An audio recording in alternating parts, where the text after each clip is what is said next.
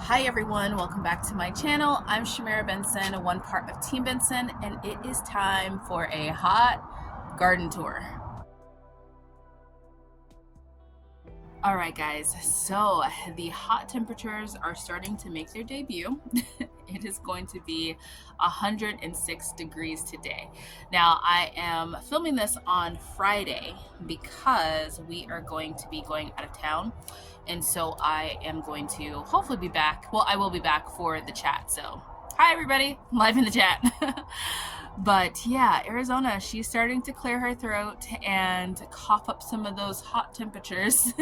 And so we're going to be 106 today. Now, when we get to the early parts of these hot temperatures, they're not hot like all day long. So we didn't wake up to 106. When we get to like July and like August, we will be waking up to like 103.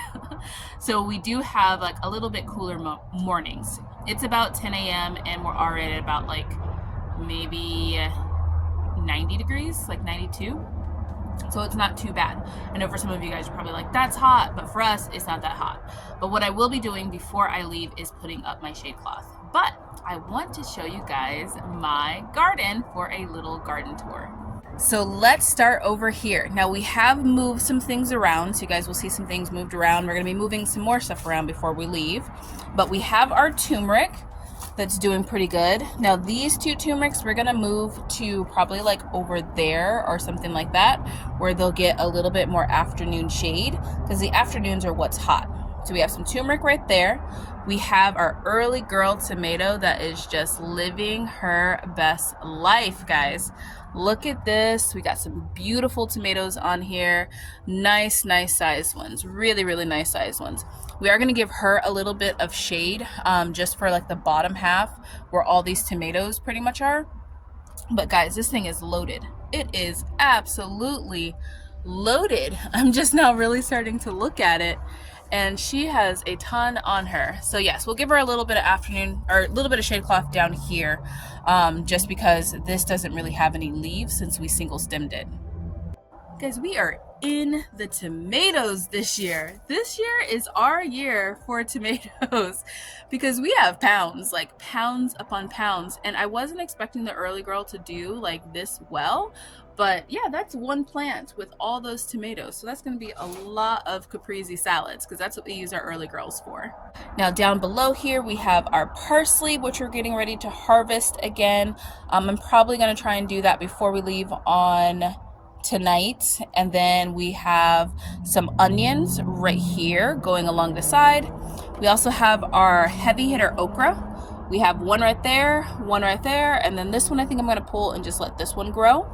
And then up here we have our sweet mint coming up here. And then look at guys, we have something new to eat. For those of you guys that saw my shorts, you saw that we have some Chinese red long noodle beans. And boy, are they coming in nicely. This is great. Now guys, all of those aphids that were on there, remember I told you, you just spray it off with water and they will go away, and look, no more aphids. So we're doing pretty good with that. We also got a spider that has joined the group. So she is going to be eating a lot of things too. I think you can actually see her right there. She was eating some aphids.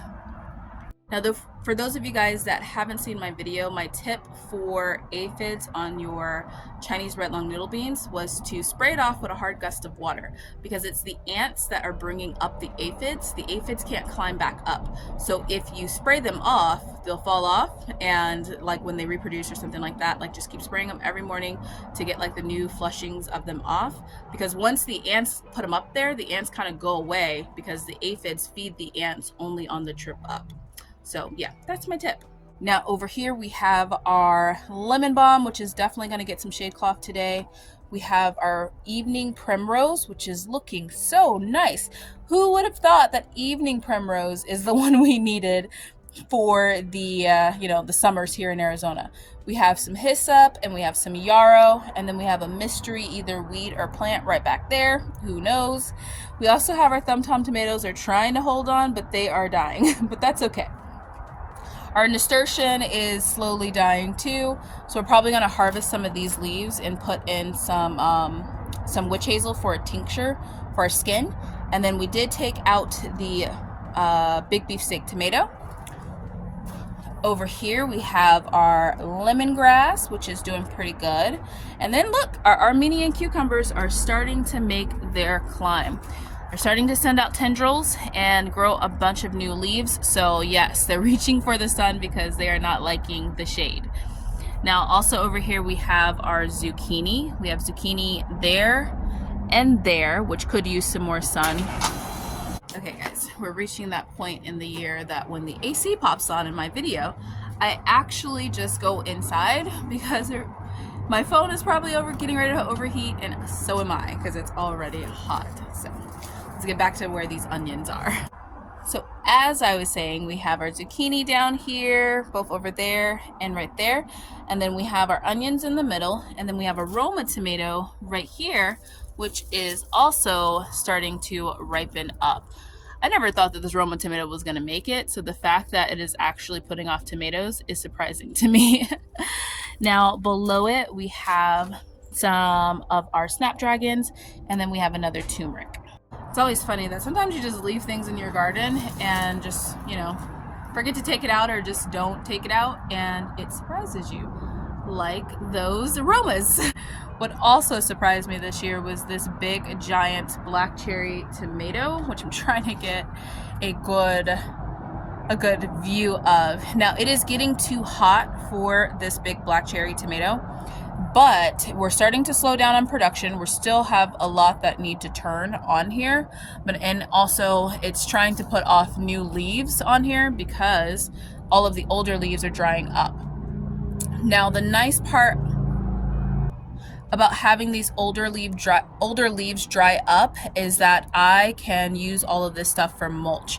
You don't want to put like fresh like stems and stuff like that down, even like these. You don't want to put those fresh in your garden because they will root and then grow like a whole nother plant. But when they're dried up, you can just use it for mulch, and then it turns out, you know, just kind of that's what we've been doing over here. All of this down here is just mulch that we've been using. Now I am still waiting for a hornworm to come in and help me kind of get this thing under control. We now have so many black cherry tomatoes that we really don't need any more. So anything that's going on here, I'm probably going to take off one more flushing to show like how I ferment them and get some fermented. But then the rest of that is just going to go to whoever needs them, and then we're going to take out the plant because we need the things below it to get more sun. Now the other thing I think is going to be ready soon are these potatoes. So they're starting to die back. I do have a few like green leaves, but they really are starting to die back.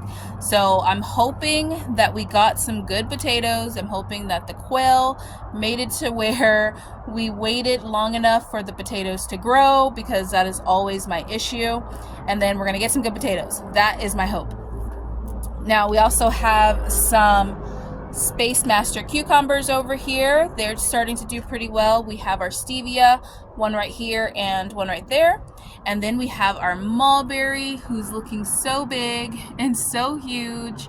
We are trying so hard to get you some land to spread out those roots, girl. I actually looked to see how big a dwarf mulberry tree gets, and it gets like a privacy hedge. Like that thing is huge, which is why it's pretty big. It's nice because it blocks a lot of the sun out of this window. So once we do get land, guys, I want to put like several of these. And I also want to get the Pakistani mulberries. Those are the long ones, because those things are delicious and they give you a pretty big fruit, but they get huge. So there's no way I could put one of those back here, because that does need to be in the ground and it needs to spread its roots. Now over here we have some happier shishito peppers, because they're starting to get some sun now that the tomato isn't on them so much. And look at how green these leaves are. So I do need to come in and give them a harvest, and then also get like all of the older shishito peppers off of them, like these dried up ones, and kind of just give them mulch all over, and just a whole bunch of other stuff I need to do for those things. We have another one right here, which is our older one. Once again, it needs to be harvested and get like some compost. These are our sweet Marconi peppers. We moved them over here. They're probably not going to get as big as they do during the winter, because the winter is when they get really, really long. But we have some turning red that we're still going to be able to use. So we are going to use those for steak and peppers sometime this week. We have another sweet Marconi right here. We have our chili pepper right here. So our spicy shishito pepper. And then we have our turmeric, which is looking so beautiful. Big Nisi sent me these. And that is actually Big Nisi's namesake plant. It is a Ichabod eggplant, which is doing a lot better. You guys see that? You don't need to spray it with stuff. She'll be fine. She just doesn't like those cold temps. But once that heat comes in, it starts doing a whole lot better. None of those have spider mites anymore, and all the spider mites on the leaves below it are dying, and those leaves are coming off. We have some onions right there, some more onions right there, some more Space Master cucumbers, and then we have Miss Eggy. Look at that. Look at that, Miss Eggy. She's doing so good. Guys, Miss Eggy is going to be 7 years old, I think. She's either 6 or 7. I gotta see when I started doing my YouTube videos. But she is old. I think I started doing them in 2018 when I first got Miss Eggy. I wasn't doing them consistently. I didn't start doing them consistently until 2020 when everybody was bored. But I got her 2 years before that. I know, so 2018. So however many years that is. She's old. She is old. So I don't know how much longer she's gonna go, or if eggplants just go forever. Like, I don't know. But yeah, she's living her best life. Hopefully we'll get some eggplants soon. Now on this side, we have our cashew melons. Now what I did is I tied a string on my dragon. This is our dragon fruit Vego garden bed.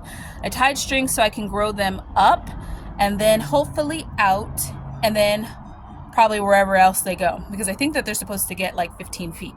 But you know what? We'll see how it goes and see if maybe them being in a pot doesn't help them get that big, but we'll see.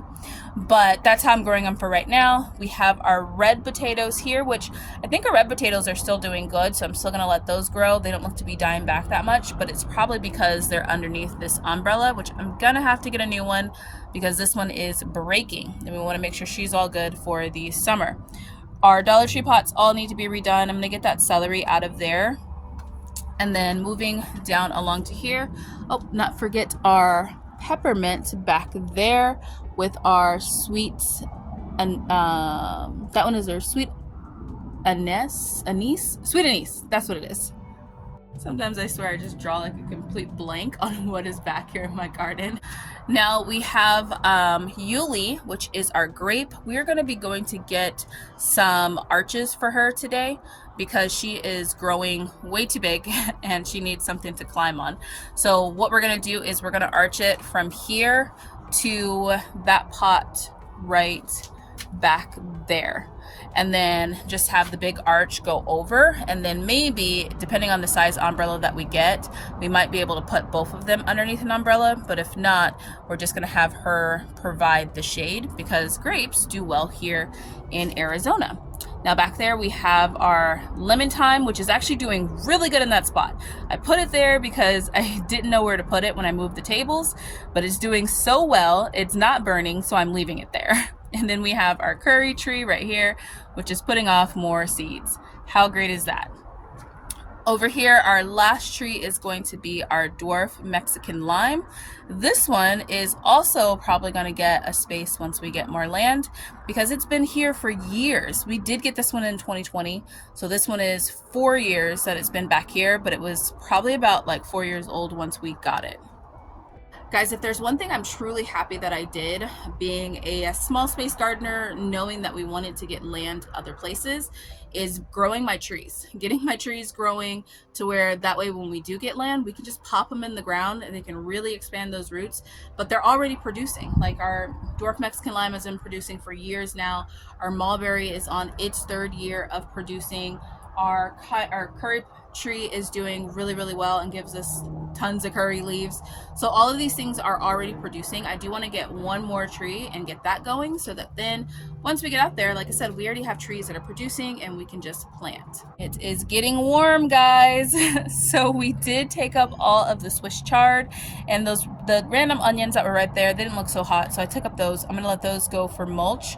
But we put down some zinnias right there, and we have a melon that my midget cantaloupe is what I planted right there, back behind there. Now look at our corn. Look at this. Look at how nice that corn is looking. I am so excited about that. Now in between our corn, we're doing a little bit of a Three Sisters situation where we have some temporary beans right in between these, as you can see. And then we also have some onions right in front of there, and then we have some radishes that we're gonna pull before we leave today. Can we just take a minute and appreciate this corn? Because I have been trying to grow corn for years now. I grew it once in 2019. I grew some corn and I was excited. I actually made a video about it. It's a very old video, but I made one. I was excited. I got like 4 ears of corn because I only grew like 4 stalks of corn, and it was great. Then I have been trying for years to grow corn, and it has bolted, it has died, it has not done its thing. This time we increased the bed, we made it deeper so that then the roots had somewhere to go. We are consistent with our watering so that then it's happy. And guys, this corn, it is looking good. It is looking so good. I'm excited. Now also over here we have our Chinese multicolor spinach, which is doing so good. I am so excited, guys. All of this self-seeded. We did move these ones from this pot, but all of this self-seeded. Isn't that great? We didn't even have to plant it. I didn't even have to go dig out those seeds, and it looks really, really good. I'm excited about it. We have some celery back there that just doesn't want to die. And then we have some onions that are doing pretty well. They're looking okay, being onions in a pot. We have some squash down here. This one is our Mexican gray squash, which is looking really good. It really did make a comeback from when we first planted it because it looked terrible. And then we have some green onions that have all grown back. We have our pepper alley here. This one is our Anaheim pepper. We have Diane, which is our third namesake plant. She is a serrano pepper. We have a jalapeno pepper right here, which is doing pretty good. And then we have our Santa Fe pepper right here, and we have our cayenne pepper. So all of these peppers are going to get some shade cloth today. I need to go get another one of those, stick it on our jalapeno, so then that way we can have something for the shade cloth to hold on to. But yeah, 106, it's probably gonna need it because it's on the hotter side of our garden. Oh, guys, it is already getting toasty and roasty out here. Now, I do want to say a big thank you to Vego Garden Beds for sponsoring our channel and for our garden tours. And so if you guys want to get yourself a Vego garden bed, check the link down below. They always have a bunch of different discounts and all the different things going on, and then the link will give you a discount too. Now, speaking of which, we have my favorite Vego garden bed, which is my cascading one.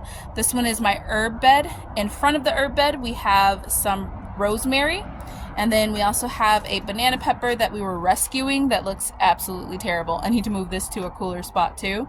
And then in our bed we have some sage, some garlic chives, we have some thyme. This one's a Greek thyme. We have oregano, some basil. Up top, I still haven't taken all of this out, but we have some leeks that they're done. And then we have some rosemary, some thyme and sage, and then also some Thai basil. I do need to take this whole thing out and start getting it back together, so that'll probably be next week's project. But we also have some sweet marjoram and some spearmint right over there. So that is it, guys. I would spend more time chilling over here with my corn, but it's hot already. So I'm gonna go dig out some shade cloth, put it on a couple things before we leave. Wish us so much luck with land shopping and contracts and all of that jazz. But hopefully we'll be able to give you guys an update on that soon. But until next time, grow yourselves a garden, because even a small space can provide you tons of food. Bye, guys.